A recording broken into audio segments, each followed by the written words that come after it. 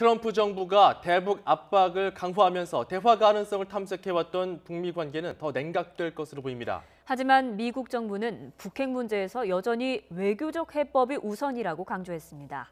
뉴욕에서 김영수 특파원이 보도합니다.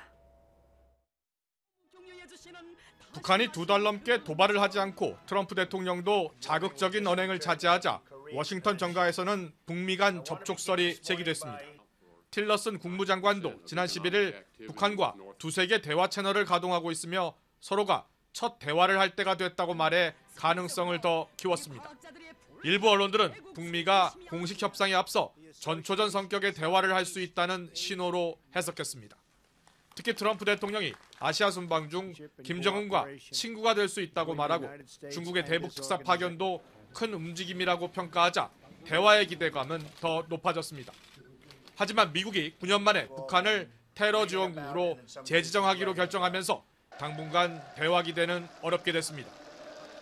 무엇보다 중국 특사의 방북이 이렇다 할 성과를 거두지 못한 것으로 전해지면서 극약 처방이 나왔다는 분석도 있습니다.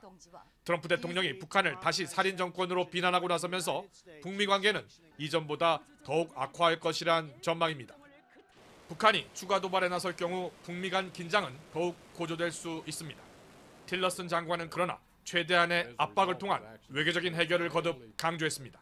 Again, this just continues to tighten the pressure on the Kim regime, all with an intention to have him understand this is only going to get worse until you're ready to come and talk.